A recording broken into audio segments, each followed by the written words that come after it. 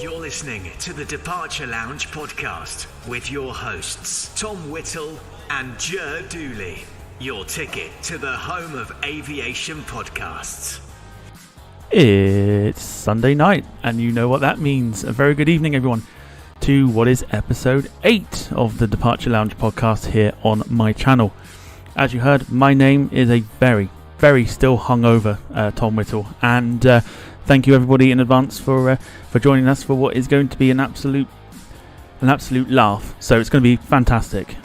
Joining me as usual is my wonderful co-host Ger Dooley. Ger, a massive welcome to you for episode 8. Hey Tom, and a very good evening to you, my good friend, and yes, episode 8, my good friend, and how well we're doing so far, and let's keep the ball running. We'll keep it going, yes. So yes, a very good evening to everybody. We are here for the next sort of hour to about an hour and a half, but don't count me on that because we'll probably go over that. With a very special guest in which we'll get on very shortly. Now, also at the same time, joining us, or rejoining us I should say, is going to be our resident comment reader, Ian Hartley. Ian, welcome back. Hello everybody. How are you doing? Very good evening, Ian. Very good evening to everybody. Yeah, it's nice to be back. Wonderful. Wonderful. Great to have you back, mate, as I said. Yeah.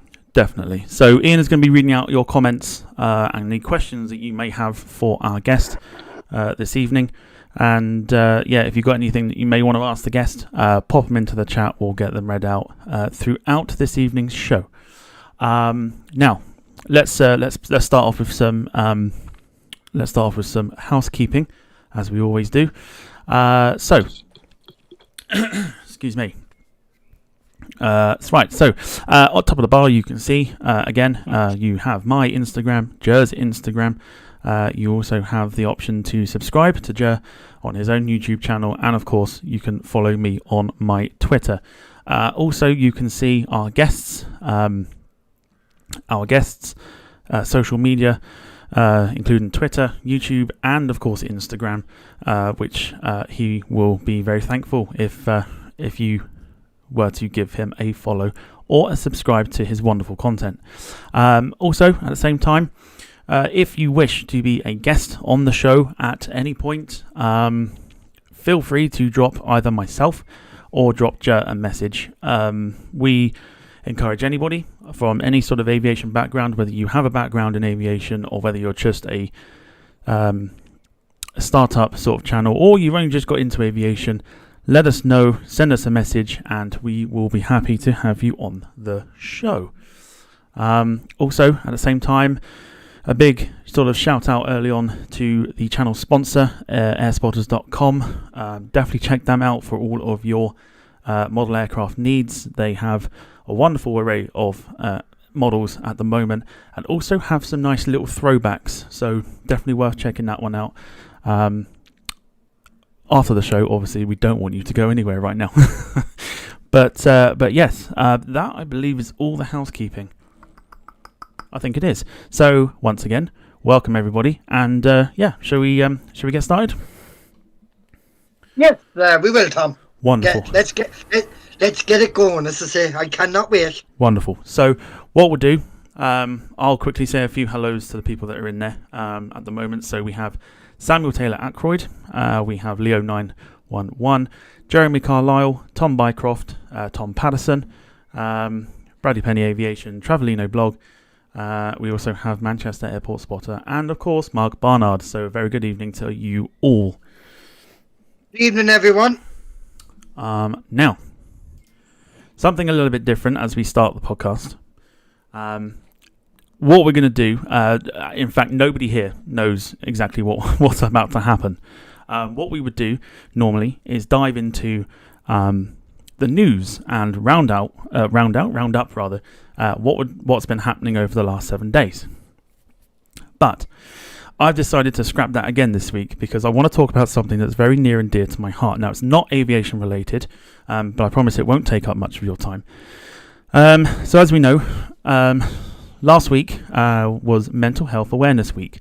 and I want to take the time to basically divert a little from aviation and the aviation world to kind of dive into a very important topic, because mental health affects a lot of us, and it also comes in different forms in terms of it being hidden as well.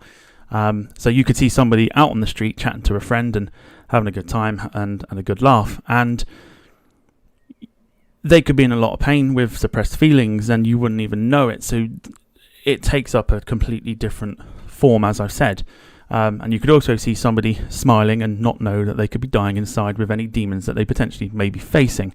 Of course, you don't know that, and there are quite a few options like that, or there's quite a few sort of examples of people that you would think are absolutely fine, but deep down they're not. So this is kind of just like a this is just kind of like a little sort of shout out really to anybody that is going through any sort of mental health and going from there.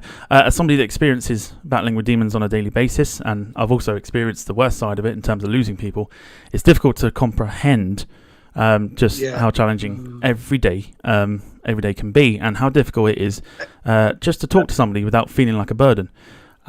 This week alone, excuse me, I've experienced some of the worst days mentally, and when trying to open up about it, unfortunately, and it's kind of the problem with a lot of people nowadays, is there's always something that will try to close that door that you are so desperate to open, to find some inner peace. Again, for anybody that's just joining, this is an aviation podcast. I'm just taking the time to acknowledge that last week was aviation. Mental health awareness week. Mental, yeah. That's right. Yes. So and Tom, I'm just going to take up what you just said there, and then we get into the main event. And I'm like yourself, Tom. I went through the same kettle of fish as well. I've had issues myself, and as I say, I will say this: it doesn't help when you have certain people trying to put you down and make you feel miserable and that, and when you try to make things work out, and try and get on in life, you always get someone out there that will try and make you feel more miserable in yourself. But the thing is, there's always a saying: you always rise up to that topic and just keep going and being your good old self, and and just keep working as hard as we always do, and yes. every week these podcasts are getting better and better and better, and we're going to keep getting better and better and rising above the top and making a goal for a good life and everything like that. It is a true saying, isn't it, Tom? Yeah. So I'll carry on with everything, and we'll get through this, and then we'll go on to aviation. Yeah. Exactly. So yeah. So So it's all about trying to find the inner peace in that, and if you have things or people in your life who continually push you further down, I'm by no means am I any sort of expert on how to cure it, but I would say maybe consider the whole, reconsider their place. If it's somebody, reconsider their place in your life, or if it's something that bad things that are happening, then simply get rid of them and do everything that you can to find that inner peace. What I'm trying to say really is that you're not alone, no matter how alone you actually feel, because somewhere someone wants to help you, and somebody wants to listen to you, and when you find that someone, do absolutely everything that you can to hold on to that person, because they are absolutely priceless, and it's precious to be able to have somebody that you can kind of connect with on a mental level to try and keep you on a sane path to hopefully a recovery, and not any further down. If you find something, whether it's a hobby or just something in general that provides you with some sort of escape, then keep pushing yourself to do it, because ultimately the reward will be epic. And at the end of the day, you will be okay, and I promise you that you will be absolutely okay if you continue to push yourself to recover and try and battle those demons. So if anybody, if anybody's been affected by what I've just said, I do apologise. But I just feel like needing to acknowledge mental health awareness week because so many people do suffer from it. Tom. I agree with you. But yeah, so if anybody will need a chat, my inbox is open to anybody that may want to message me. But just know that you will be okay, and you've got this. So from everybody here on the channel and everybody here hosting the podcast, stay strong, and together we'll overcome all the demons that hold us back from being who we really are. Thanks very much, Tom. That was a lovely team put together. Well done. You get a round of applause for that. Well done. Thank you. I feel like I had to do that. No. Well done. Absolutely well done. Yes. So let's get on then to the podcast, and let's get on with bringing on our guest for this evening. But first, I will just do a little introduction. So bear with me 2 seconds. This week's special guest. So joining us this week is a YouTube sensation and one of the funniest people I think I've ever watched on YouTube. So many subscribers, so many videos that it just brings a completely different perspective to Planespotting. And yeah, once you hear the stories and stuff that our guest has for you, it's going to be fantastic. So everybody in the chat and everybody here, allow us to introduce to you our guest for this evening, Matt Cochran. Matt, welcome. Hello everybody. Welcome, Matt. Thank you very much. Thanks for having me, you guys. Not a problem at all. You're very welcome. Not a problem at all. So as I said, if anybody has any questions that they want to ask Matt in regards to any sort of Planespotting questions, or just anything in general, really, chuck them in the chat, and we'll get them read out as soon as we can. Don't use curse words. No curse words. No curse words. I bleep myself. No. Do you know what? I completely forgot actually while I was introducing you that I didn't say that he is tripodless. He is the human tripod. I am a human tripod. But yes, no, Matt, it's wonderful to have you on. Before we get into the podcast itself, we're going to go over to the comments. And Ian, if you'd like to read out some of the comments.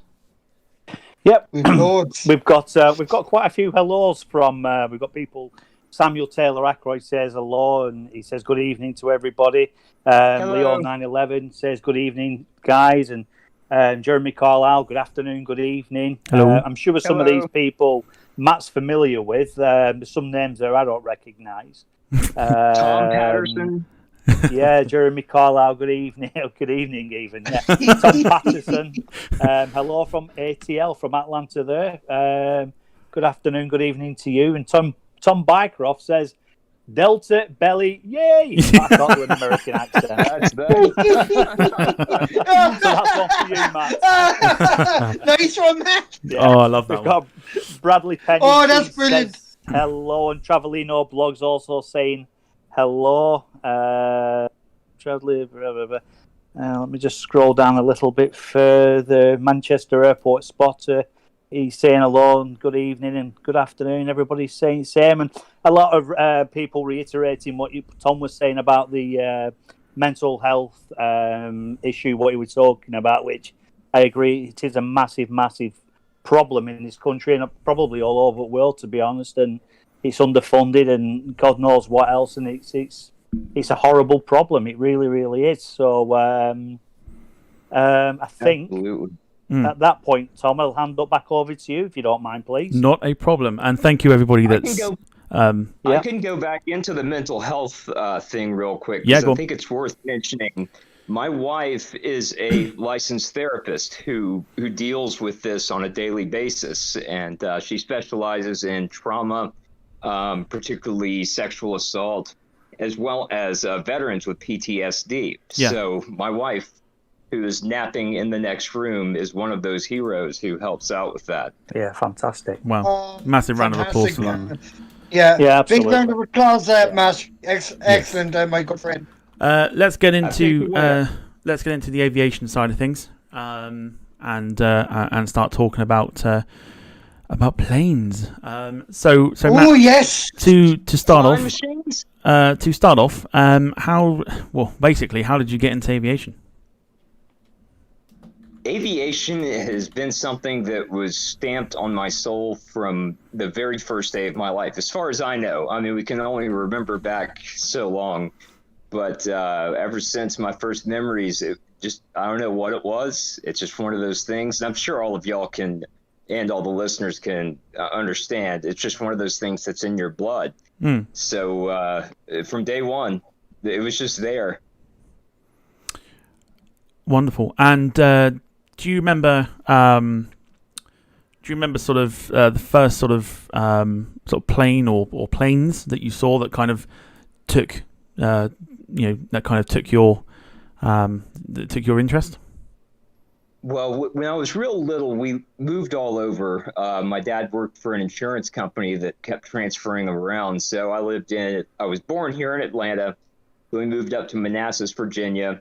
Then we moved to Seattle for a few years. Then we moved to Dallas for a few years. And then we moved back to Atlanta. So during that span of time, I was always traveling back to Atlanta to see the grandparents. And I absolutely loved it.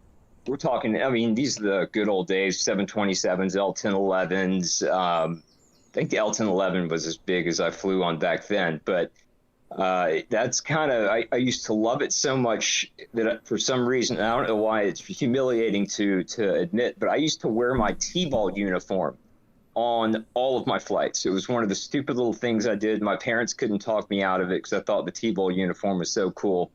And so, that was me, age 5, 6, 7. Just wearing a T-ball uniform, which is basically baseball for those of you who don't know, except the ball sits on a tee. Yes. Wow. And do you remember sort of the first flight that you ever had? I think it was the first flight I have a true memory of was on board an L-1011 from Seattle to Dallas. And I think something occurred that caused us to stop in Kansas City. These are, you know how it is when you're 4 and 5. These are just flashes of memory. But I remember my mom being very pissed off, and everybody pissed off at Delta as well. Yeah. That's the first flight I have in my memory. Okay. Joe, you got any questions? No, Matt. The one thing that always catches me when I watch your absolutely amazing videos, and I mean absolutely amazing videos, and you know something, great respect to you for the hard work you do, and you go out in all weathers, you go out in thunderstorms, you go out in everything that's been thrown at you. But your famous song that I love, the Tri-Hole song. Yes. Yeah. That I absolutely love. What actually got you into actually singing that special song? Oh, I love it. I really love it. That's one of those weird things that whenever I'm out shooting, I'm kind of operating on a stream of consciousness level. Whatever comes to my head is what's coming out of my mouth and into the video. And a tri-holer, it looks kind of ancient. It reminds me of a triceratops. Nice. And so my brain just that's what came out. Tri-holer. The rest is history. That's just what happened. Oh, I love it, Matt. Oh, I tell you, do you know something? That has actually brought a big smile on my face. So it has I'm here with a grin on my face here now at the moment. Wow, do you know something? You are a true legend. So yeah, I can say that here now. And Tom and Ian are my my witnesses to hear me saying that. Yeah. And you know something, Matt? Every time an MD-11, I notice that in the 40 or DC-10, or even one of those little, what do you call it? A Falcon, like a Falcon. Yes. And a 727. Yeah. 727 turns it. There's actually a rule that I have in place where if the aircraft is static, as in not moving, the tri-hull song does not apply. It has to actually be moving for the tri-hull song to work. Wow. I think that's fair enough. I had to ask you that question, Matt, because I tell you, it's been playing on my mind all day as we were getting near the show to start, and I said to myself, that's the first question I'm going to ask Matt the minute we introduce you. And you know something, I always say this: long live the MD-11, because the MD-11 is one of my favorite tri-hull aircraft.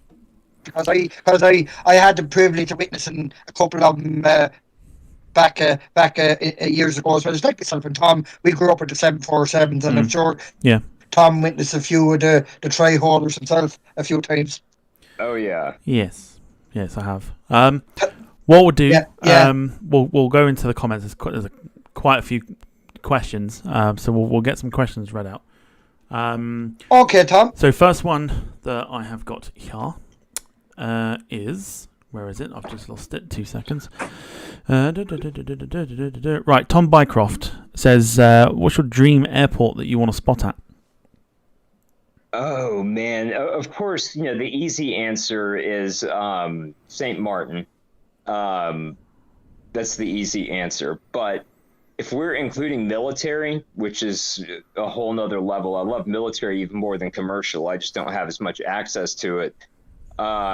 Tonopah out there, the Nellis Ranges, Whiteman Air Force Base, or what's the one in Shreveport where all the bombers are? Yeah, those would be okay. On the military side, that's those.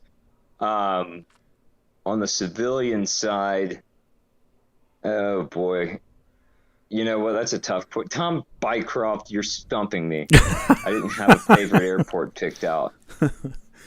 O'Hare would be sweet. I've never been to O'Hare. I'm going to see San Diego next month, which would be on the bucket list. Oh, that'd be cool.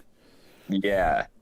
LAX, of course. I mean, everybody wants to go there, but number one's, St. Martin. Innsbruck, Austria. There we go. Interesting choice. It's actually on my bucket list. It's actually on my bucket list to go to Innsbruck. Hey, Matt. Hopefully, you might decide to pop over to my local airport in Dublin sometime. God, wow, imagine meeting you at Dublin. That would be epic. Oh, dude, that would be absolutely epic. That would be. You're right.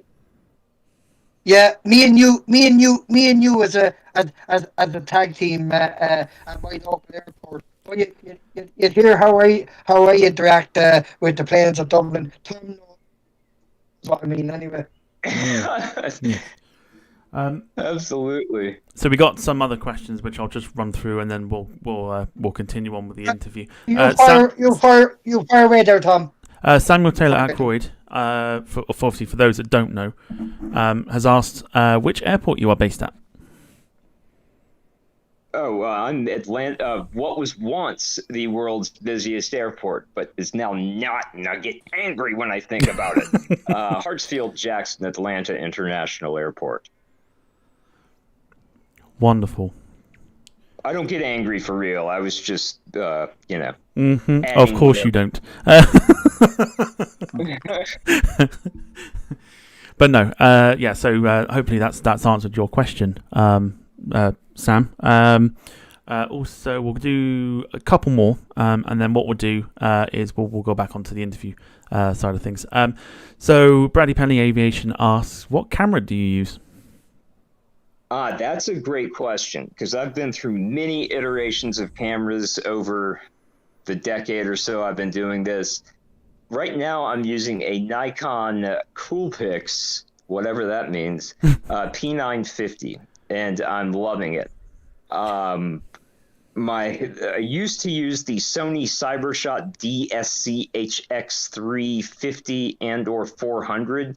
Sony makes a fine product, but of course, I kill all my cameras because I take them out in thunderstorms. It's one of my favorite things to do. So I don't use any DSLR stuff because for my purposes, which is primarily video, I can't be changing out lenses in the heat of action. So I just buy what they call the bridge cameras or just the straight digitals. Yeah. And the P950 is where it's at right now. And that's a 4K camera, isn't it, if I'm correct? Yes. Yes, it is. Correct. Wonderful. And then the last one we've got for now, but do keep getting your questions in, is from... Just going to find a question there. There's a couple of ones that we've had answers to. Can't see one there. Joe, if you've got a question, if you want to ask him, I'll just see if I can find one to ask. Tom.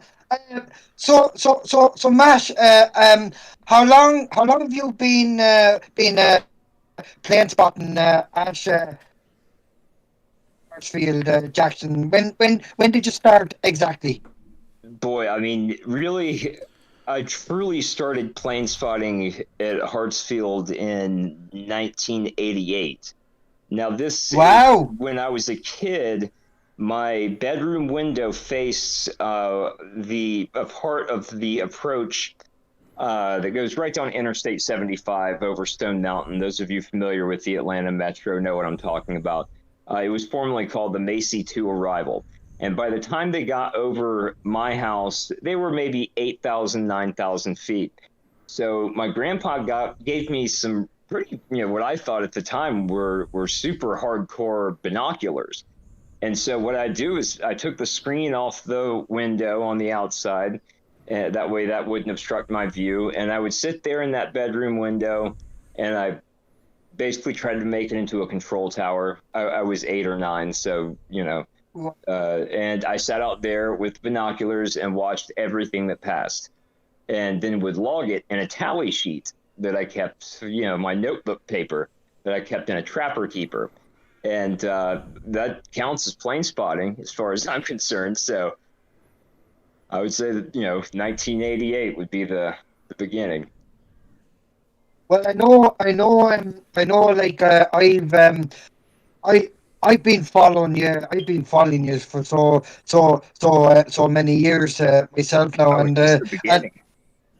since the beginning. Yeah, actually, I've been following you since the beginning, and something, Matt, you've become a very good inspiration to me. So you've become a very, very good friend. I mean, I know. Thanks, Jer.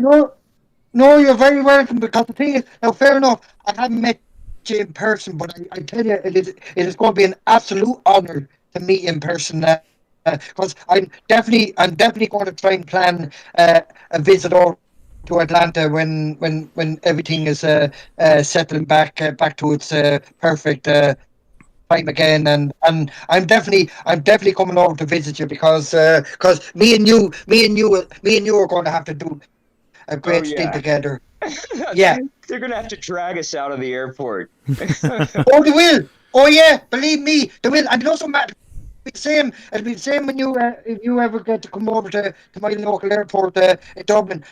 They're going to have to drag us as well. So, because especially when I start shouting at the Ryanairs that I shout at Dublin all the time, Tom will enlighten you on that one.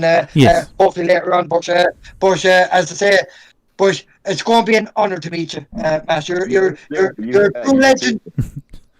You're a true legend in my books. So yeah. Well, thanks, man. We need to put that on my resume. Oh, do make sure you do.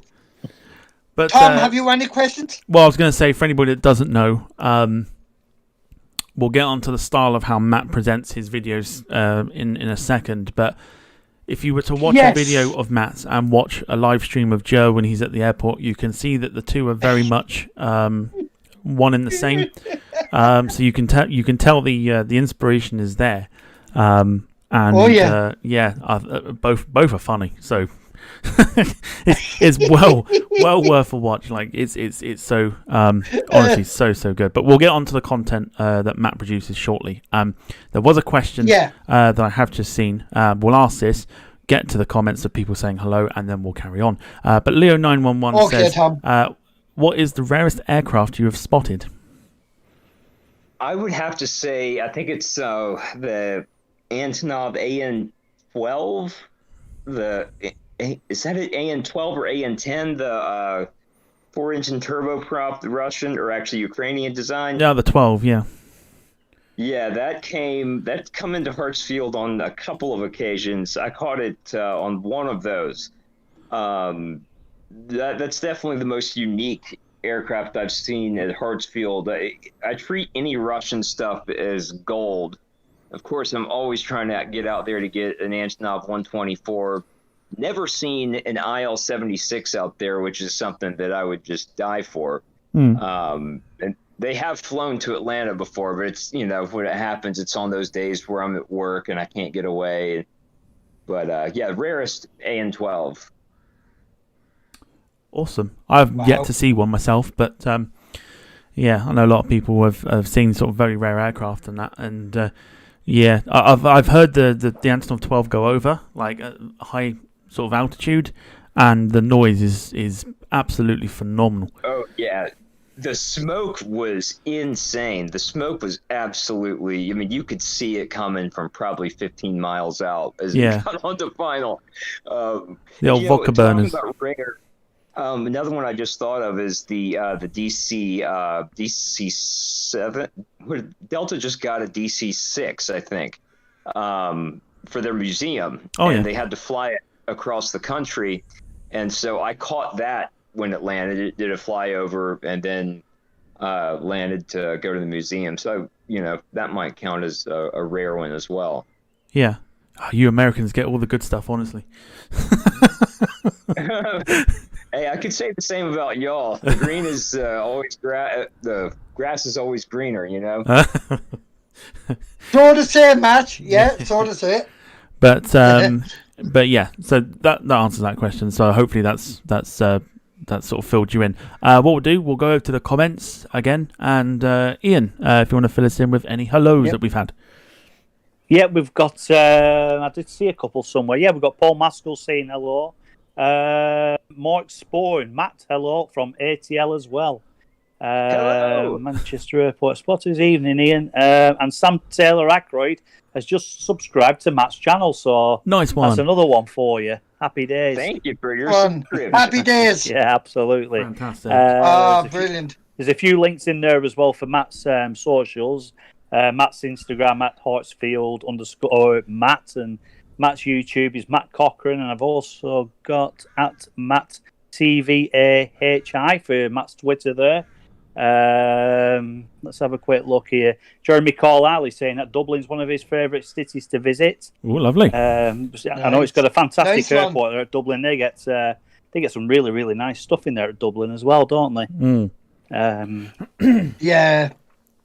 And we've got pretty much the bottom one here is it's another question really, Matt, and it's from Tom Bycroft, and he said, why did you get into videoing and the whole YouTube thing?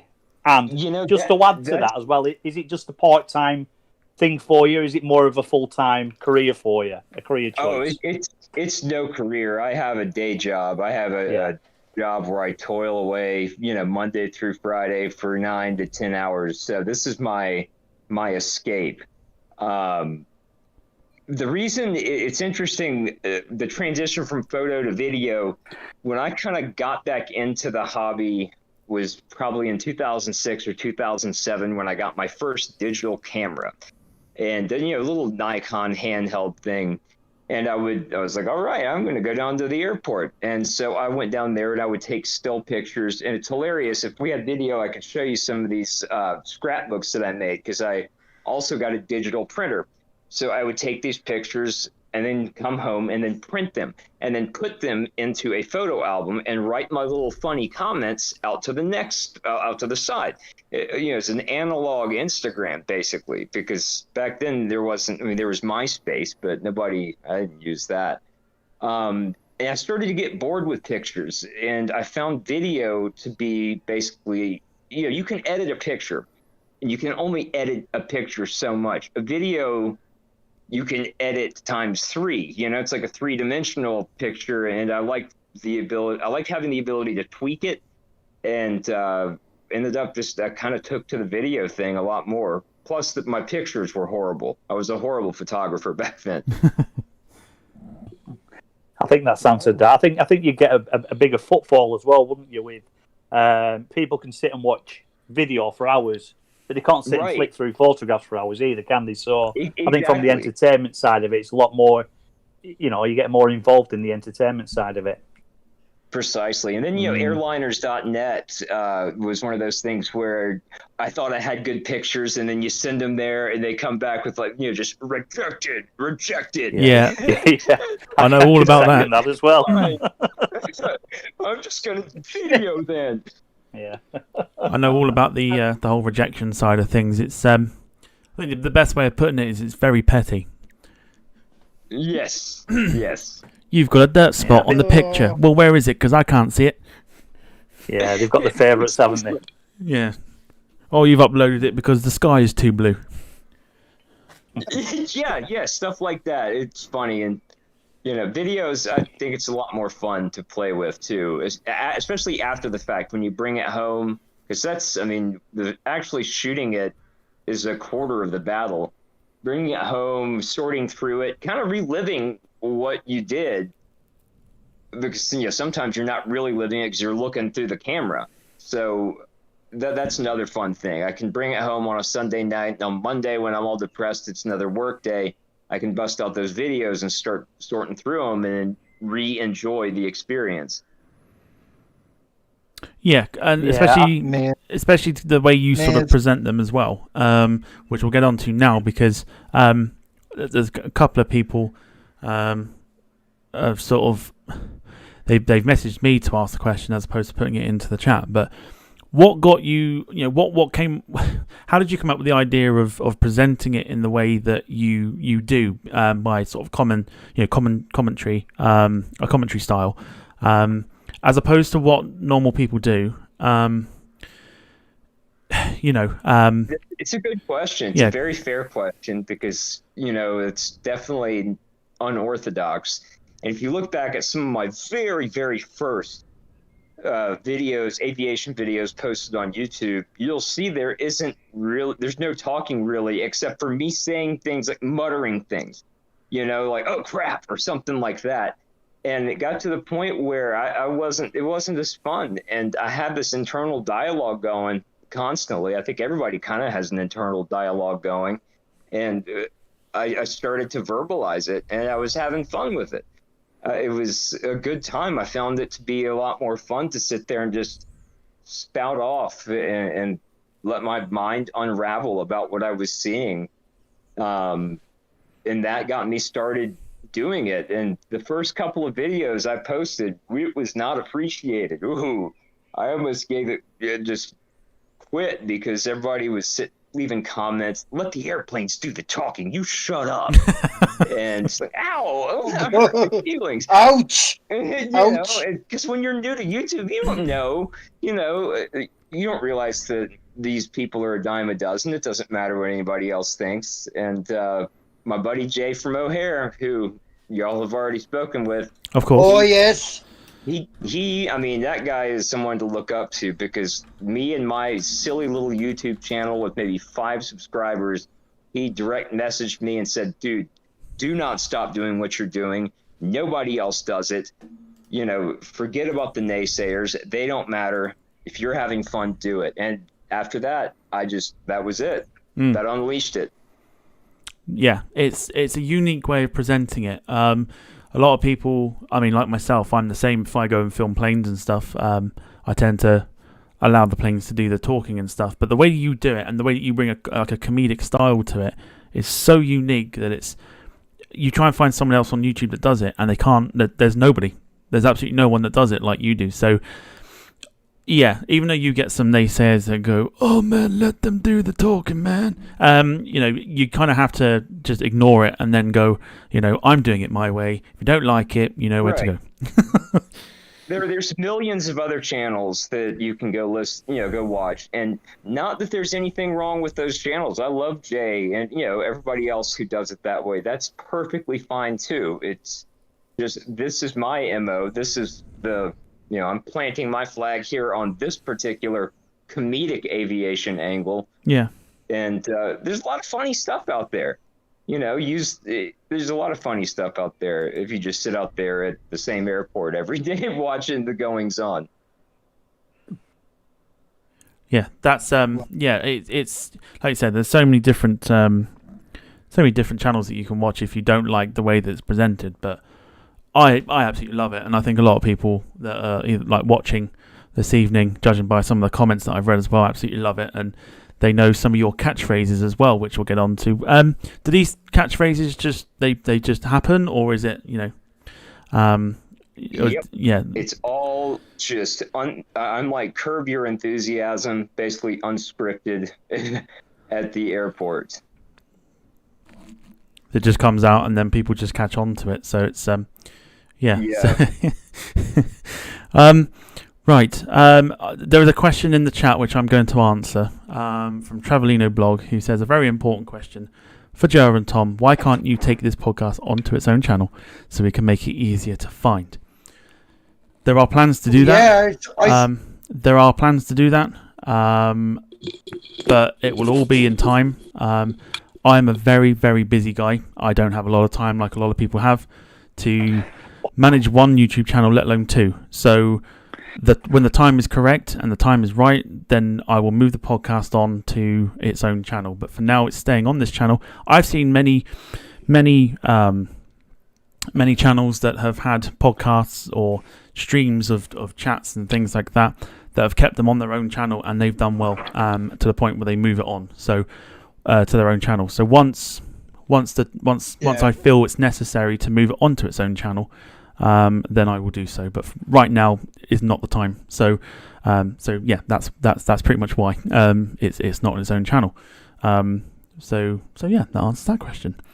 Anyway. Yeah, excellent, Tom. Anyway, let's move on. So if there was a plane that you could wish to see, whether it's past or present, that you wish you could see and manage to capture, what would it be? Oh, if the past is included, or we can separate them. Yeah, let's just modern, currently flying. I would say IL-76. I don't think Tupolev 154s are flying anymore. I love the Eastern Bloc equipment just because it's so exotic to me. That would, the Russian stuff, an IL-76 would pretty much be it, or an IL-62, but I don't think those are flying anymore either. Matt, there is two of them actually flying at the moment now. They're cargo variants, and there's one of them returning to Shannon here in Ireland later on tonight. I'm raging. I'm not down at Shannon to get her coming in. It would have been a nice one. There's been two down in Shannon the last couple of days. Yeah, I guess I could book a flight on Air Koryo, and go hang out in North Korea, because I think they still got them. They have them, yeah, they have them. I don't know if they'd like my video and commentary on board their aircraft. I don't think you'd get away with it, would you? Nope. No chance. No. But yeah, I mean, any sort of Russian aircraft is always an interesting one to spot. They are. I love them. It's just a totally different design concept. I mean, they don't care how loud their engines are. They don't care how much smoke is coming from them. And the coolest thing about that AN-12 that I saw, the tail gunner position's still in there. Not the gun, of course, but the little where the guy sits, and That's right. It's a totally different philosophy, and I think the IL-76 has that too. Yes, it does. Yeah, absolutely. I've yet to see. I mean, I think the only Russians one that I've seen is the Aviation 96 and Tupolev 154s and that, but that was like years ago, before they were banned in Europe and that. So, haven't seen one since. Yeah. Come on, Iyasa, just let him fly here one more time. Yeah. Yeah, just once. Just bring them all into one place. That's what I'm asking for. Yeah, exactly, Tom. Because they know something. If I as I said, and this is for yourself now, Tom. I was on Facebook earlier on, and someone put up a picture of a 62 departing Shannon's runway down in Shannon, and it was heading off to Larnaca, and it was due back then sometime this evening. And there's after being two of them. There's two cargo variants still flying, and I definitely need to get down to Shannon to bear witness to them, because I know exactly the reaction I'm going to go when I witness them, because I let all hell loose when they're going out. I will, because they're very noisy, those 62s are.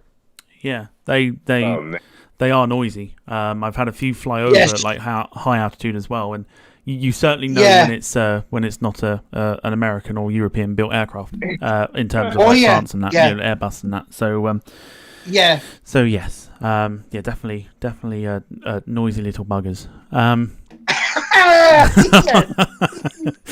Oh, I love the way you said that, Tom. Wow. Woo!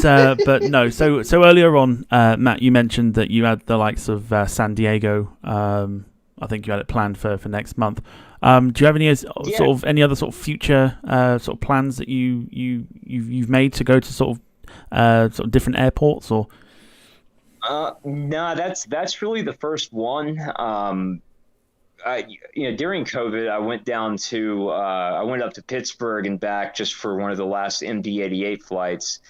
And then a little bit after that, over the fall, I went down to St. Simon's Island with the family. And there's actually a really cool place where there's a bunch of 707s parked down at the Brunswick Airport off the Georgia coast. So I did a little bit of video there. My wife and I go up to Asheville, North Carolina quite a bit. Yeah. But that's just a little regional airport with, at best an Allegiant A319. So, that's happened recently, but I don't shoot out there. San Diego is going to be a big one, though, because San Diego has not only a just super awesome airport tucked in amongst the city, but all the military stuff that goes on there. So I will be overstimulated for sure. Mm. Well, I'm sure everyone will look forward to the content that you bring out, because I know I do. I know Jared does. So it should be a lot of fun to kind of watch those. I'm just trying to think now. Joe, you got any questions you want to particularly ask?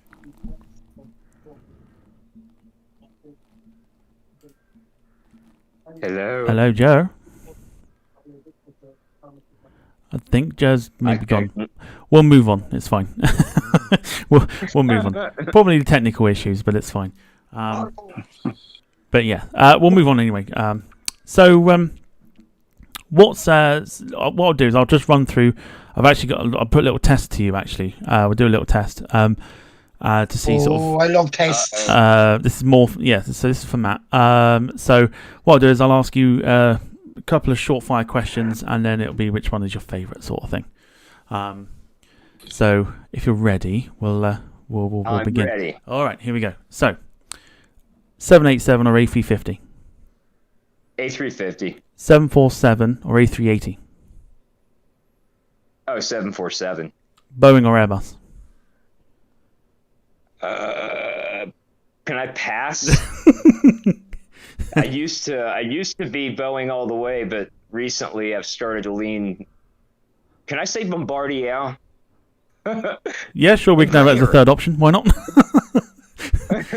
Yeah, we can have it as a third option. Delta or United? Oh, Delta. Wow. I think we'll leave. Yeah, we'll keep it at that. I think that was very quick fire. Very quick answers. fire. Yeah, we'll say you pass. It's fine. Well, All right. well done. Yeah, Joe. I know you had some technical issues there. Did you have any questions you want to ask? Yeah, sorry there, Tom. Matt, in regards of McDonnell Douglas type aircraft now, basically MDs, the MD-11, the MD-90s, and the MD-88s and whatever. What would be your favourite out of the three I've listed there to you this time? Well, if we're not counting the DC-10 or MD-10, as the millennials call it. Well, yeah, we count the DC-10 or the MD-10. You know something? That's an interesting name actually, because a lot of people I've listened to, like on their videos, I've heard them either saying the DC-10 or the MD-10, but I think the MD-10 actually sounds a more interesting name for that aircraft. Yeah, for me, it's always just the DC-10, just because that's how I grew up. I grew up, back in my day, it was DC-10. Say it right. I'm just kidding. I'm sure it's, the true difference is probably just glass cockpit versus steam gauges. But, yeah, man, there's nothing like a wide body tri-hull. MD-11 too, that's the way to go. Of course, there's a certain charm to the 88s and 90s, and of course there's charm with the DC-9 and its volume, but wide body and tail mounted engine. I mean, that's alone is something you look at, you're like, Jiminy Christmas, how on earth does that little pylon hold that massive engine? It seems like, what were they thinking when they designed it? But it worked. Did also match, and the one good thing about the trijets, the trijet era, is it's amazing that tail, that engine on the tail has a big part to play. It does with the steering of the aircraft. It Absolutely. it does a lot of different things. But I love though, when you see an MD-11 or a DC-10 actually taking off, that steep angle of attack when they're going up into the air. That I love that. So I do. Oh man, yeah, you aren't kidding. So good. Yeah, it is. And you know something, Matt. I'm going to send you a special request the next time that you go to your local airport of Atlanta. Do your best to get an MD-10 or an MD-11 departing from Atlanta. I know it's probably hard now at this time because of the lack of them. I have to be there at 11 p.m. or 4 a.m. So, I could do it, but you won't see it. You'll just hear it. It'll be in the dark. It'll be dark around that time, would it? Yeah. Exactly. I know, that's understandable. That's no problem at all. But even to see them on the ground, it'd be a nice shot to remember them, because like as I said, to you during the week when I chatted to you, I was at Atlanta back in 2008, and it was such an honour to be actually over at your local airport. Oh yeah, man, it was an honor to have you. They're still cleaning out your hotel room. I was right at the very front of the hotel, on the balcony. Oh, at the bottom? No, up in the middle part. Oh, okay, yeah, then that's good. You don't want to be at the bottom. Oh God, no. Bottom's for losers. Oh wow. Anyway, Tom, any more questions there? I'll let you fire away there. Yeah, we got a question in the chat from Tom Bycroft, who asks, Matt, what's your dream job within the aviation world? Oh, nice one. Oh man, that's a good one, because I've been in the aviation industry before. I spent my early 20s as a flight attendant, and I kind of learned that wasn't for me. If I could just be the guy who stands in the tower and just supervises but doesn't have any real responsibilities, that would be it. Actually, you know what? Ops would be pretty fun. I think ops, riding around after a thunderstorm, seeing if there's any damage, picking up FOD. Yeah. Tom, ops. OPS. No, Tom. He very nearly trumped you again. It's hard. I don't have a list of these questions. I'm not as smart as I appear on my videos because I edit myself when I say stupid stuff. So it seems like I'm a lot more quick-witted than I truly am. So for those that have joined in but didn't catch the start of it, we got a question from Bradley Penny Aviation. If you just want to reiterate what started your passion for aviation. Aviation is, and I'm sure like so many of you, it's something that's in your blood from birth. And it was one of those things where from my earliest memory, I was drawn to airplanes, drawn to aviation, up into, my 5, 6, 7, when memories start to formulate. Even on my birthdays, my grandparents or my parents, every birthday from probably age 7 to 12, my birthday, I dragged my friends to the airport. That's right. We took MARTA, the subway, if you will, of Atlanta, down to the airport. And this is, of course, pre 9/11. Wander the concourse and played hide and seek in the concourses. And that was my birthday. Some kids go to the Showbiz Pizza, or I dragged my friends to the airport, and that kind of it's just always been there. Hopefully that's answered that question for you, Bradley. But there wasn't one thing there, it's not one of those things where like, well, there's this moment where, that's where I want to go. It's just one of those things. Maybe it's a former life. I have no idea how it happened. Because it's not something that's in my family. It's just in the blood. Can't get enough of it. Yeah, I think that's the same with a lot of people. I think. Obviously, my father worked for British Airways from when I was very, very, very young, and that's how I kind of got into the whole thing. Was the fact that he was bringing home models and little like souvenirs and stuff, and that's cool. Exactly what got me into it. Very nice. Yes. Very nice, Tom. Wow. So it's great. It's great though to have somebody, guys, that's big into the aviation world, for instance, yourself, like Tom. Having someone playing a big part. And yourself as well, Matt. And you, Ian, I suppose you probably have had someone that's been a part of some airline in some way. I think with me, Jer, it was where I grew up in Preston here. It was sort of in between the two sites for British Aerospace as it was back then, where they used to build, the English Electric Lightnings and things like that. So our house was sort of under the flight path into Wharton. Wow! I used to see all kinds of military stuff flying around, and I think that got me into it. To be quite honest, nice. You don't see it off as much as what you used to now. It just isn't that. There's not the same amount of planes being manufactured, I suppose. But that's sort of what got me into it. Yeah. My brother was in Royal Air Force as well, so probably that as well. Yeah. Oh, very good. That's good. Yeah. Yeah. Wicked. Yeah. God, that's amazing. Yeah, it's really good.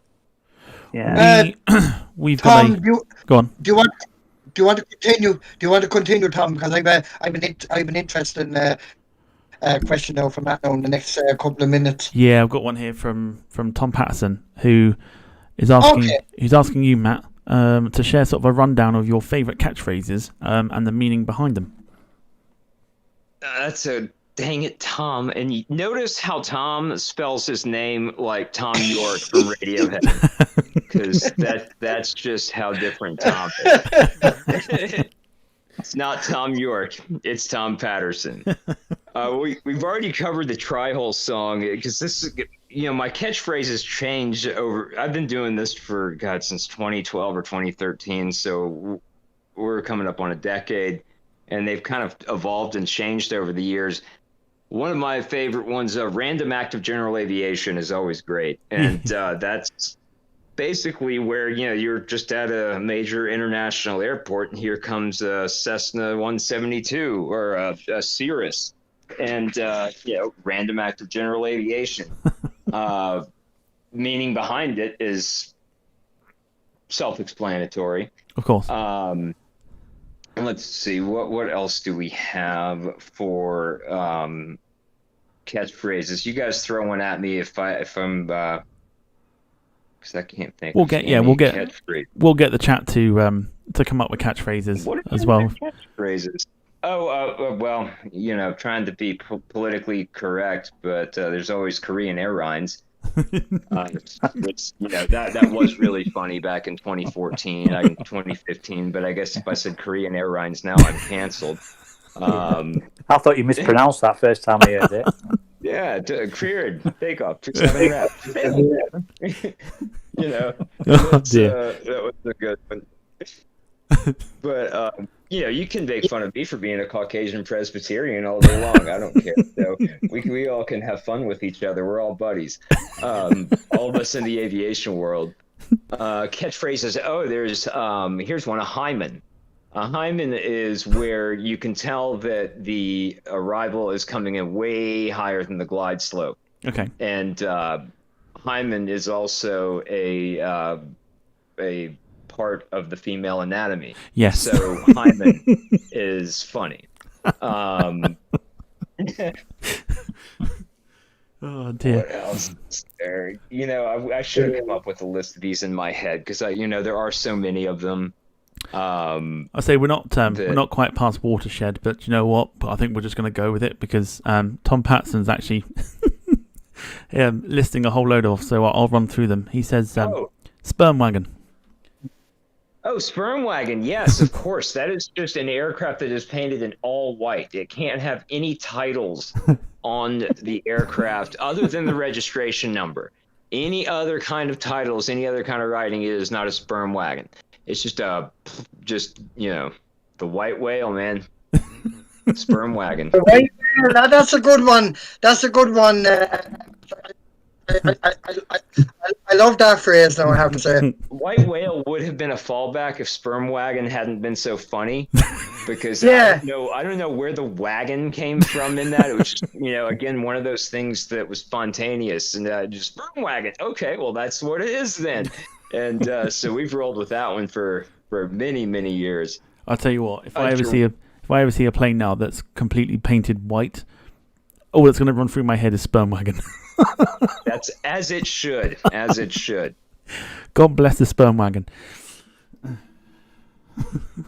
Another one he's mentioned is Dutch boy. Oh, you know what? Little Dutch boy is what I called KLM. And I kind of tried to get away from doing this because it's so obscure. But Little Dutch boy came to mind because of a scene in the miniseries Band of Brothers. Are y'all familiar with Band of Brothers? Yes. Yes. So I certainly am. There's a scene in Band of Brothers. It's, I think, episode 4, the one where it's an Operation Market Garden, and the American troops at night, and they're kind of walking around this Dutch village, and a gentleman pops out from his cellar and says, Nederlander, Nederlander. And so the American troops ask if he has anything to eat, and then his son comes up from the basement and sits down. It's just this cute little boy, just a cute little Dutch boy. For some reason, in my mind, when I saw KLM on that given day, that little Dutch boy came to mind. And that is how that nickname came to be. Fantastic. Another one. Very obscure. Another one is Delta Belly, which I think is going to be quite obvious. But do you want to just explain? Yeah, Delta a couple years ago started actually painting their branding on their bellies, which is brilliant. That's a great marketing strategy. So when that started, I was very excited and would shriek and scream at everything that had a Delta belly, and even or made songs of it. And so that's how that happened. Wow. Evil Spirit. Evil Spirit, back in the 2013, 2014, 2015, Spirit was just getting horrible customer service ratings, not necessarily because of their own, it wasn't their fault, it's because customers weren't reading online that if you check a bag online, it's $25. Check a bag at the airport, it's $150. Oh, yeah. So they were ranked worst in customer service back in those days. And so Evil Spirit, because they treat their customers horribly, is what brought Evil Spirit to mind. I still use that one from time to time. My buddy Jeremy flies for Spirit and says it's a great company, a great airline. And aside from the fist fights that break out because people have boom boxes that are blaring their music too loud on those cabins, it's a good airline.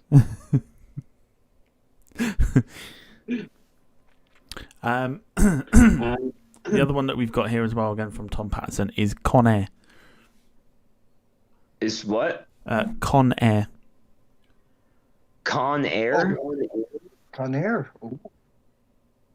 Tom is making things up now. Con Air? Yeah. If not, then... Is he referencing the movie with Nicolas Cage in which he takes over a C-123 packed with prisoners? Possibly. It could be anything. Anything, I'd say, guys.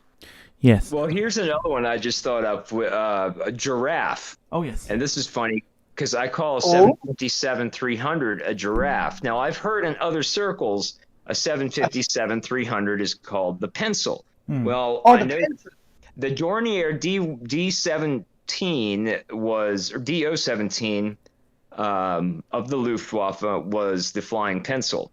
So I felt the 757-300 needed an actual nickname of its own. And so I called it a giraffe, and I've always called it a giraffe. And funnily enough, I have a buddy who works up in the Atlanta Control Tower, and he told me one day that he was telling other airliners to follow the giraffe on the taxiway, XYZ. And nobody knew what he was talking about. Giraffe. And he thought the giraffe was common lingo for a 757-300. And so he was using it as an air traffic controller, and nobody knew what he was talking about. Wow. Brilliant. A couple more have come in. Justice Department Transport Airliners.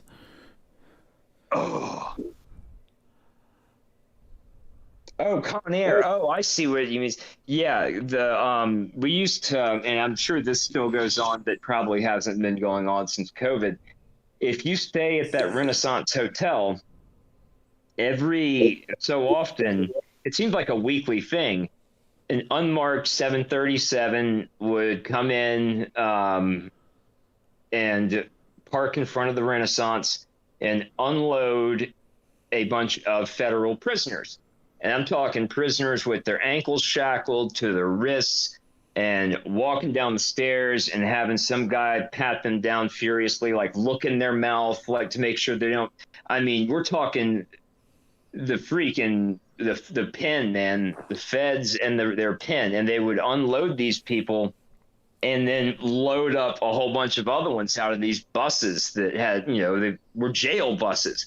And I've seen that probably 4 or 5 times and gotten close up views of these pat downs and them going through the prisoners' mouths to make sure that there's no shank in there.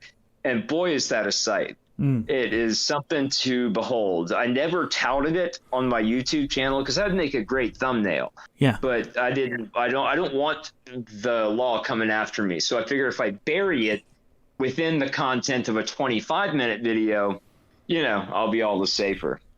Yeah, there's actually excuse me. There's actually a video that I watched recently where you caught the 737-400, and it came in on the ramp there, and you were like, "Oh man, that's really cool!" And you just see all these like convicts getting off the plane, and you're like, "I'm not sure if I should be zooming in on this or not."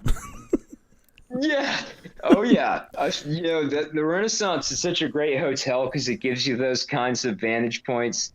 But yeah, I zoom in. I just edit it out if I go too far. Screw the rules. I've seen celebrities out there too. And all again on an unmarked 737. I caught a bunch of them. The guy that plays James Bond, or maybe the former James Bond, I can't think of his name. I hate celebrities, so I can't think of any of their names. But I saw a bunch of them because Atlanta is a big film town. I'm just trying to think of that James Bond name now. Daniel, is it Dan? Oh, Daniel Craig. Daniel Craig. Okay, yes. Him, Seth MacFarlane, the chick from $1 Million Baby. Why can't I think of her name? She was the most obvious.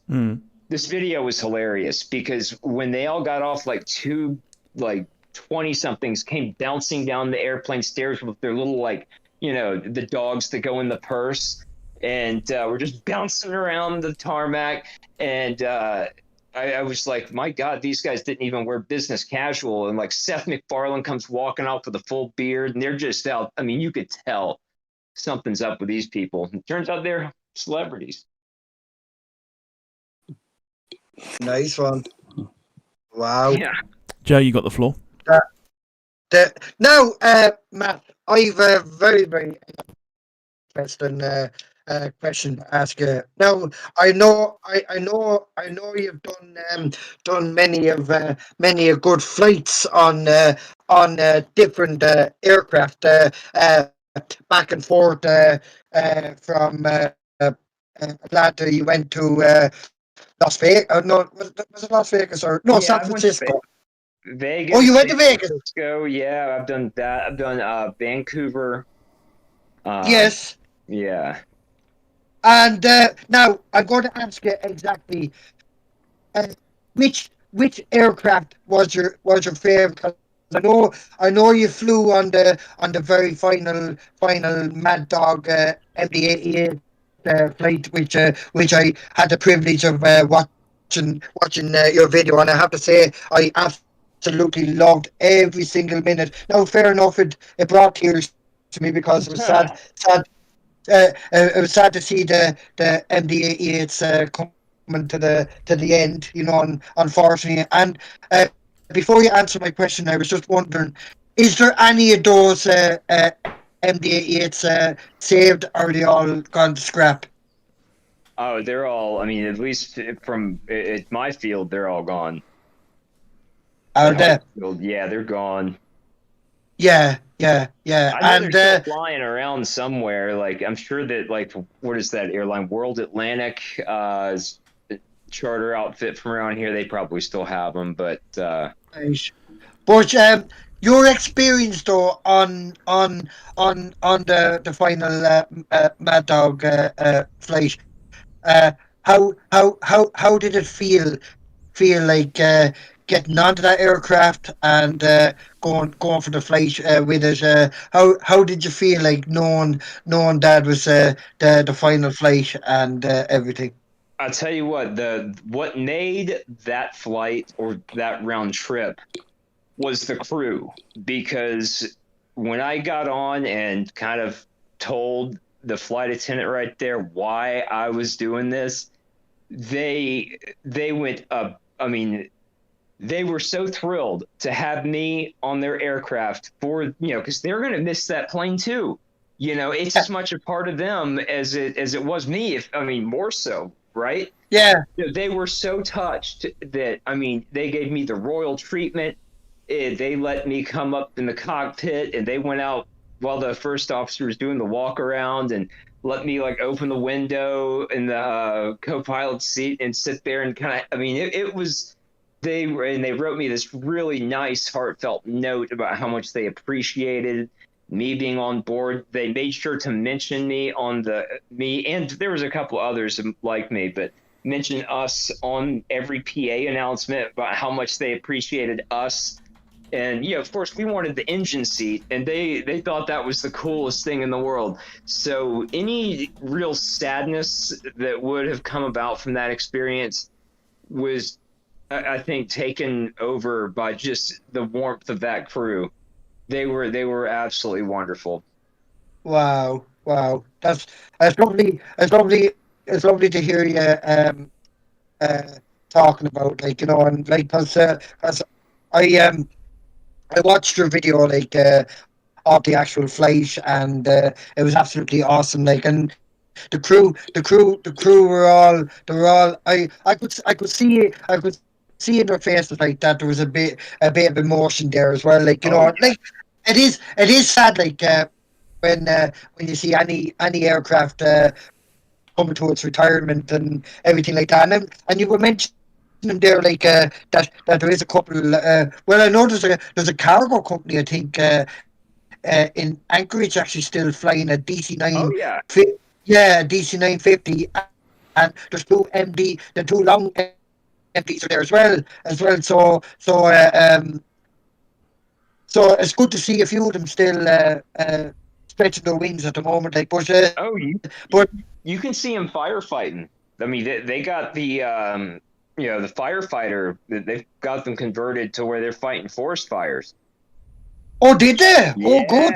Yeah, that's the sight. That is a sight. Oh, that's awesome. Ah, nice one. No, the thing is, I remember even at my own local airport, and I'm sure Tom had the privilege to witness a couple of the MDs. I'm sure you did, Tom. Did you? Many, excuse me, yeah, many times. Many different airlines: Iberia, Alitalia, Scandinavian. Yeah.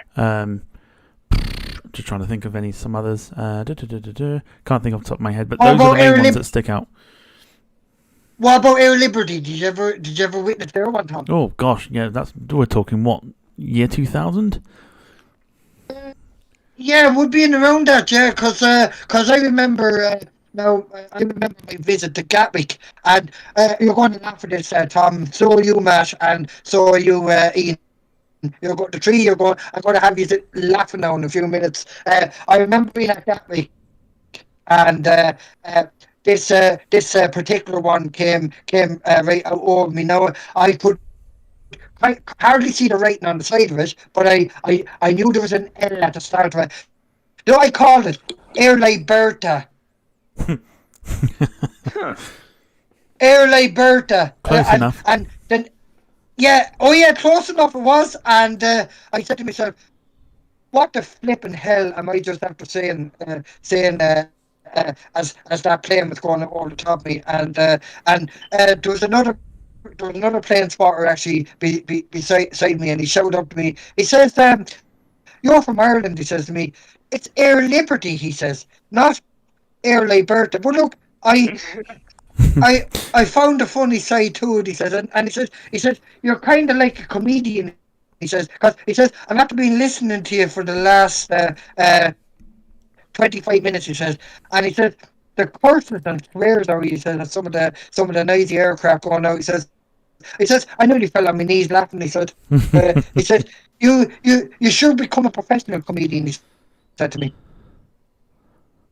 Do it. I think I should. What do you think, Tom? Would you give me a more confidence here? If you do aviation comedy, that'd be right up your street. I think I would. You know something? It's not hard. I'll give you 1,000 sterile cockpit jokes right now. It's a gold mine.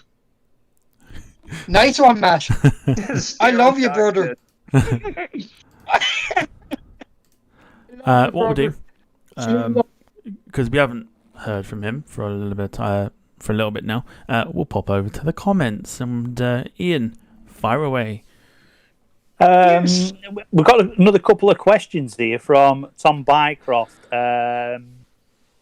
He's asking you, Matt. He says, have Delta or ATL ever approached you about your videos and looked at working with you on a more on a more professional sort of level rather than doing it as a hobby? The airport, they are great because somehow I got in contact with whoever runs the Twitter handle, their PR lady, and I cannot remember for the life of me what her name is. I'd have to look into my contacts, and I don't want to hang up on this call. But she's actually used some of my time lapses before, and she's helped me out of situations before where they won't let me in a parking deck for one reason or another. She has been great.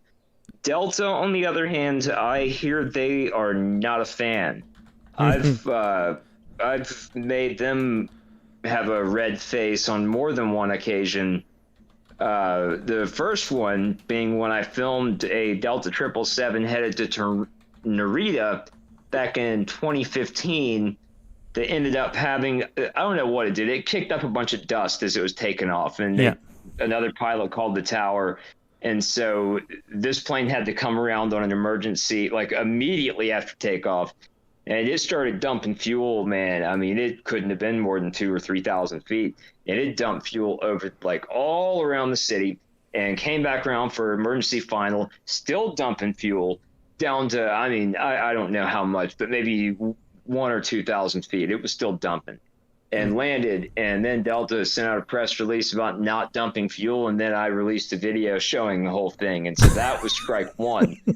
Then they brought a C series, what was then known as the C series, because it was known Delta was in talks with Bombardier on acquiring that, and it was unscheduled. I spotted it. I went over to this one location that overlooked the FOB or the FBO where the aircraft was parked, and lo and behold, there's Ed Bastian and a bunch of Delta executives. And so I had a real good time, not mocking them, but getting close-ups of them and watching them, and then put that video out. And I heard Delta was not happy. Oh, dear. The Bombardier guys thought it was hilarious. I got so many messages from folks who work at Bombardier who thought that was just brilliant. But, yeah, that's the long answer. Good old wow. Good old Bombardier. You're never going to get a job with Delta, are you? I don't really care. That's fine. They're a hometown airline. I'm my own man. I'll be a Delta stalker. What is that? The paparazzi. I'm Delta paparazzi.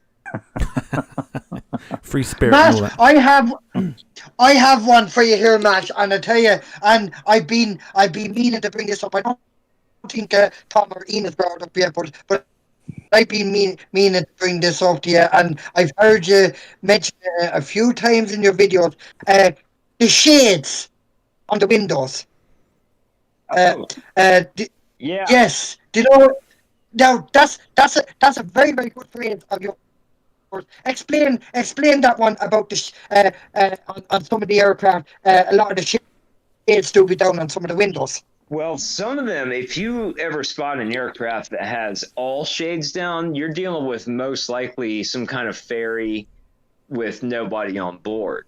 Now, and sometimes there might be 2 or 3 up, but more than likely, and we saw this a lot during COVID, where these aircraft were taking off like wide bodies, and every single shade is down, and that's your cue that thing's a ferry, or it's a repositioning flight or what have you. Now, there's another thing about window shades being down that makes me angry, because I am a window shade up man. I do not want window shades down, and I've had people so much as pull my window shade down from behind me. Wow. And no. So whenever I'm looking at a plane that is obviously a revenue flight with passengers on board, especially in the middle of a day, like a beautiful day, Yeah. and I see the entire first class section has windows down. Well, to me, those are a bunch of blank holes. I'm censoring myself just for you. Because, I mean, who wants to just shut themselves out to the outside world? Guess what, buddy? You're more than likely going to be cruising over the Atlantic for the next 8 to 10 hours. This is your last chance to see land and or sunlight. So why don't you get your freaking face out of your screen and look at me as I wave at you from the south deck? Yeah. That's why I had to bring that up, Matt, because I'm glad you did. That's an important point. Yeah, no, because I said I was here thinking to myself, like, as you were talking about the other thing there, that phrase answer, and I said to myself, oh, I have to ask Matt this one because normally I love going back into your earlier videos, and I've often seen a couple of the mad dogs coming up along, and you'd be saying, "Oh, this person has their window shade down," and everything like that. I used to love the way, yeah, I used to love the way you always used the port. Like, I have to say, you're an amazing guy, Matt. And I tell you one thing, I'm going to say this to you, and the boys, I'd say, will agree with me as well. Keep up the good work, my good friend. You're an absolute legend, a true gentleman, and a true good friend of mine, and you always will be. Yeah, man. Thanks, buddy. Very welcome. Brilliant. We'll go back to Ian with the comments. All right, Tom. There was another question here from Tom Bycroft. I've lost it now. Oh, he said, Matt, are you still adding to your model collection? No. Man, I made the mistake of going with 1/200, 200 scale.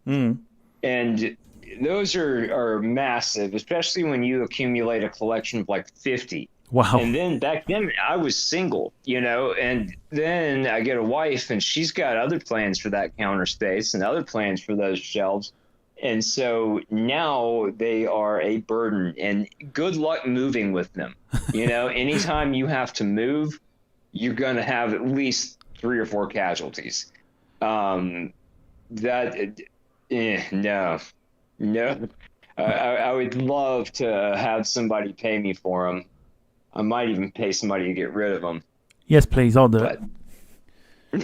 Yeah, come on, I think I'd take a few as well. You got to fly down here. And, yeah, I'll take a few. Yeah, we'll get you the vaccine, like a J&J, real quick, too. You'll go back immunized. So when you have your vaccine, I've got a question for you, Matt. Oh, sorry, Tom. I was going to say, when you have your vaccine, if you go to like the dentist or doctors or whatever, and they give you a lollipop for being good. If you go to America, get your vaccine, Matt will give you some models. Yes. Man, that's the way I look at a lot of things, is that adult lollipop, the lollipop for adults. It takes on many forms.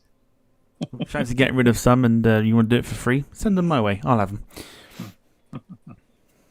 Yeah, buddy. Well, I don't know if they survived the trip. I'd like to see you try to just carry them freehand through the airport, through security. Set them on the X-ray and let them go through and see if they don't break. Brilliant. That would be hilarious. That would actually that's a good premise for some kind of comedy flick. How many models overall do you have? I probably have like commercial aviation, probably 40 or 45. Majority are Hogan wings, because I like those better than the I can't think of the other ones. But and then some Geminis, a good bit of Geminis, and a good bit of in-flight 200s. Do you have a favorite favorite model company? I mean, if the Gemini starts to irritate me, because I get airplanes and your gear's already broken, for Christ's sake. I just paid $70 or $80 for this, and already the nose gear's busted. What the hell? Yeah. It just seems like it's not worth that money. The reason I like the Hogan wings is they're all 200 scale, and I mean, these are plastic. 200 scale. Then I don't know what the cost is now. Back then they were like $35 when I'd get them, and you would get, it's 200 scale, so it jives with your Gemini jets. The other company, whose name I can't think of right now, they have these wacky scales, like some 200s, but then if you want an MD-80, it's 1:130 scale. Skymarks. Skymarks, that's it. Yeah. I'd never got into that. And plus, they're on your classic angle. They're all, angle up, like it's taken off. Hogan wings, the plastic, it actually looks like it's kind of turning on to final with the gear down. So that's what I spent the most amount of money on. And that's not even counting the combat collection. Wow. So the answer to that then is quite a few. Oh, yeah. Way too many. Way too many to have a wife. Fantastic. Yes, I think that'll do it for us this week in terms of the podcast. Now, before that flew by, Tom. It did, didn't it? I did say to you it would fly by. We've been going for an hour and a half. Yeah, you did. Yeah, I can't believe good. That. It's been good. Been good, guys. It's been really it's been a hell of a blast, like we knew it would be. Oh yeah. But yeah. Thanks, y'all. I had fun too. Yes, it's been really, really good. Now, before we do end up wrapping up, we'll take this time to do our usual weekly thing of giving some shout outs to people. And normally we start with a guest. So putting you on the spot now, Matt, if there's anybody you want to give a shout out to, or if you want to just promote your channel or social medias, now is the time. Come to my YouTube channel right now and watch every video 2,000 times. No, I'm just kidding. Let's see. I love you, Matt Cochran. I absolutely love you. Let's see if I could. Of course, Tom Patterson's already gotten his due. My buddy Patrick the Houstonian. Of course, my Ben. You know who you are. Ben Barrett. Tom Bycroft. Thanks for bugging me with all the freaking questions. Jay from O'Hare is Captain, my captain. Oh God, there's so many I'd like to thank. There's so many I'd like to thank you guys, but I'm just kidding. I'm not gonna cry. That's probably good enough. Wonderful, and do check out Matt's videos on his channel. They are absolutely fantastic, and if you want something to have a good giggle to this evening, go ahead, because I know I'm going to be doing that. So as soon as we finish here, I'm going to go straight onto your channel and continue to watch some of your videos. Watch my YouTube channel every video 2,000 times. You will watch my YouTube channel.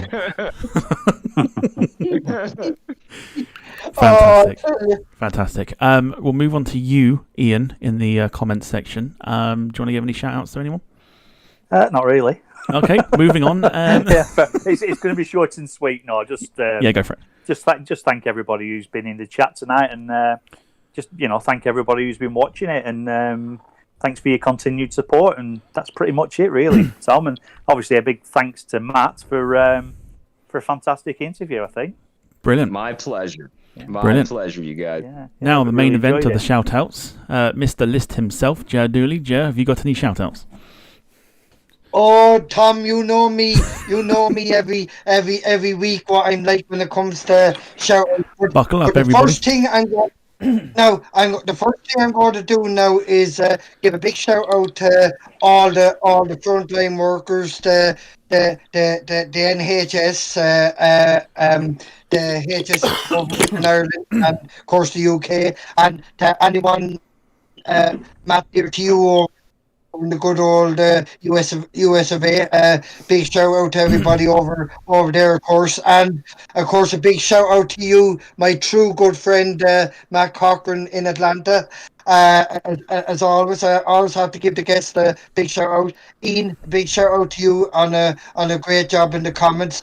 Tom, a great shout out to you, being the big host and thank you. looking after everybody as well on the podcast.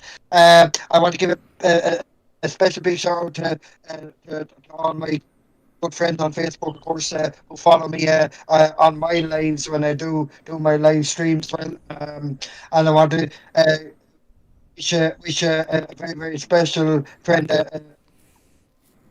big happy 50th birthday. My friend Rebecca's Sharon, a big happy birthday to her, of course. And anybody else I can think of, just a big shout out to you all, and stay safe. Look after yourselves, of course. Matt, yourself, stay safe always. And big shout out to your missus as well, who's probably still asleep at the moment. Will do. Yes, we're not quite finished just yet, but yeah, wonderful. Yeah, that's everything, Tom. I shall go for a few as well, shout outs. First of all, shout out to everybody that's been watching this evening, and for the continued support on the 8th week of the podcast here on YouTube. Yes. So yeah, big thank you to everybody that continues to do that. Yeah. If you are watching for the first time and you've enjoyed it, feel free to subscribe to the channel. It would mean a lot to me. And we'll also leave a like on the video. It will really help that out as well. A big shout out to my father, whose birthday. Very happy birthday! Whose birthday is tomorrow. Yes. Big happy birthday. Yeah, he's getting old now. Happy birthday to you. Happy birthday to you. Happy birthday, dear Tom's father. Happy birthday to you. Woo! I think the Beatles one is better. No.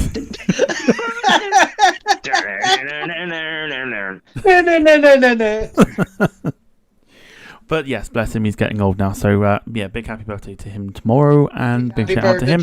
Tom. And Tom, can I say something? Yes, you can. I know you were going to mention it as well for me. I want to wish my own late dad up in heaven a very, very happy heavenly birthday. He would have been 82 years of age if he had been here today. So a big shout out to my dad up in heaven, who's probably listening down to us all here at the moment. And of course, I better not forget my good friend that was actually on the chat as well, Killian Martin, and to anyone else that followed us as well. A big shout out to all of you. I almost forgot. I would have kicked myself in the backside if I hadn't have gave all the people in the chat a shout out. One everything there, Tom. You found another list. But that's me. That's me done now. So I'm going to be quiet now. So I'll let you do the finishing off, Tom. No, I should carry on. I mean, I don't have many other people to shout out apart from frontline workers, NHS. Yes. Key workers as well. Let's try to find somebody to make Gare look bad, because he did that one, and now it's like, oh, you know what? We could have been a lot better. Like, thank you to all the firefighters and all the policemen. Everyone's getting their last minute shout outs. Good man, Matt. I tell you, do you know something? I was thinking of that. I said, God, I should have give the firefighters and police departments and everything a big shout out as well. You've done it, Matt. Well done. I'll finish my shout outs now, shall I? Go on. Please do. The floor is yours now, Tom. So big shout out to key workers, frontline workers for all the extraordinary efforts that they've been giving us throughout this pandemic. Hopefully, we're now on the verge of getting towards the end of it, despite the news reports about everything else. But yes, also big shout out to Jer for being a co-host this evening and doing a wonderful job as per normal. Thank you very much, Tom. I greatly appreciate that, my good friend and colleague. Shout out to Ian for doing a stellar job in reading the comments out. Thanks very much. Enjoyed it. Yep. Really good to have you back again this week. And let me apologise to people if I've missed your names out. There has been one or two. I do apologise. No, that's fine. And then also lastly, a big shout out to Matt for allowing us to speak to him this evening and for giving us a right good rib tickling evening. So, been absolutely awesome. It has, guys. Do you know something? Oh yes, there's one thing I want to say. I want everybody in the chat to give a big thumbs up if they want Matt back on the show again, because I sure would love to have Matt. I'll do it. We'll You get Matt just back on. Tell me when and where. Nice one, Matt. An hour's time. Absolutely brilliant. We'll have you back on in an hour's time. You know what you're saying? He'll be going for his early bird special, so I wouldn't bother. Yeah, exactly. After he's got his wife out of bed. Fantastic. But yeah, so a big shout out to everybody I've mentioned. Yes. So next week we have got, he's been in the comments already, and he did leave halfway through, so he's not going to hear the shout out. But we have got Samuel Taylor Ackroyd on with us next week to discuss his love of aviation, where it came from, and of course his YouTube channel as well. So definitely worth checking that one out next week. And yeah, so it's going to be quite good next week. So who have we just lost? Oh, Who have we lost? Who's still in I the chat don't still? know. Well, Matt, are you still there? Ian? Oh no. Yeah, I'm still here. Oh, you're still here. Yeah. Okay. Well, Matt's disappeared. we have lost Matt. But yeah, that's well- fine. I will just see if I can get him back in. 2 seconds. Yeah, all right, Tom. How do I do it? Well, this is a nice way to end it. Oh God. Hang on. Technical difficulty. He has gone. Where is he gone? Right, just bear with me, everybody. Talk amongst yourselves. That was, hold on a second. Oh, wait, no, yeah. I don't know how to do it. I can, Hang on, I just can see his thing, bear but with me. Hang on. I don't know if that's not going to do it. I don't think. Oh, what a shame. Hang on. Right, let me just send him a message. If you don't respond, we'll just end it anyway. Okay, Tom, yeah. Yeah. Sorry about this, everybody. Sorry, no, folks. Right, anyway. So next week, Samuel Taylor Ackroyd is with us. He is based in Scotland and has a YouTube channel of his own. And he's seen some really, really good stuff, including the Antonov 225, which I'm sure we will be chatting to him about next week. So do stay tuned for that. Next couple of weeks, we've got some very interesting topics to come. It's going to be really good over the next few shows. And we've got some really good topical podcasts coming up very, very soon. So Tom, Matt, he wants to call. He wants you to call, I think. all right, hang on a second. Bear with me. Yeah.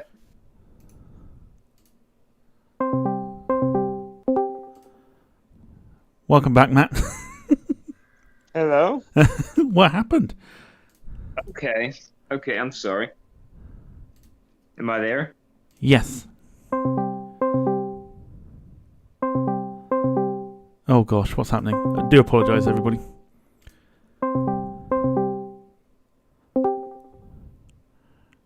Well, hang on.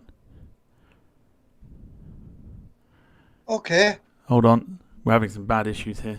Oh god, I'm really sorry, everybody. Yeah, it's all right. It happens, Tom. Hang on a second. What we got? Right, hang on. God, technical difficulties now. That's not what we need.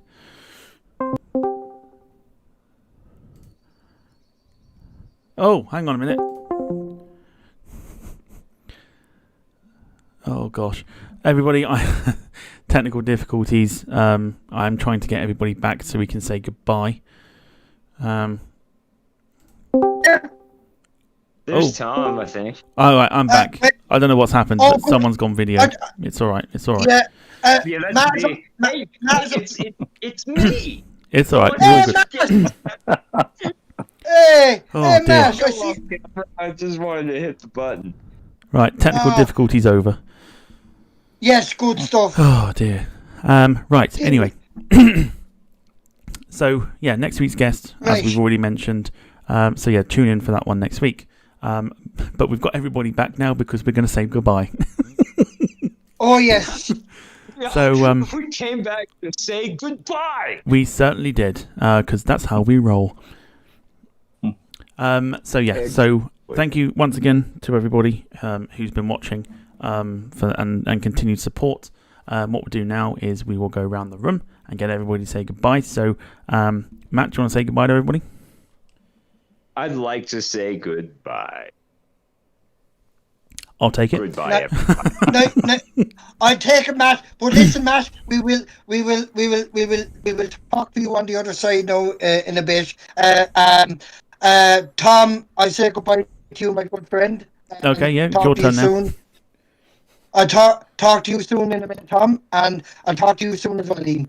So Yep. everybody have a great morning, a great evening, and I love you all. And yeah, Ian, do you want to say goodbye to everyone? Yep, thanks everybody for watching the stream tonight, and thanks to all the comments and all the questions that you've asked Matt tonight. It's been fantastic. And in tribute to Matt, I'll just give a Delta Belly, woo! And that's it. There you go. You can have that in the Speedbird, YouTube Speedbird. video. I won't charge you for that.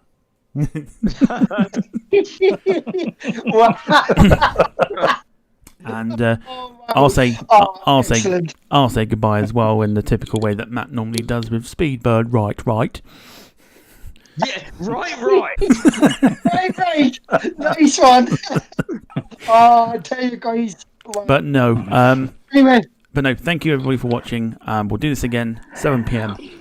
Next week. And yeah, for now, continue to stay safe, look after yourselves, and we'll do this again next week. See you later. bye everyone. Bye. See you later. Bye, everybody. everyone. Bye. Bye. Bye.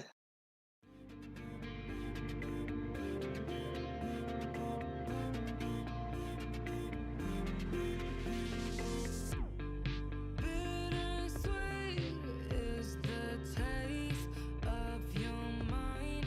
Oh, these days, one a piece of the thought there on your face. Hold on tight, oh baby, coming loose. All this back and forth has killed my youth. Promise me that our days will run smooth until we crumble. We could be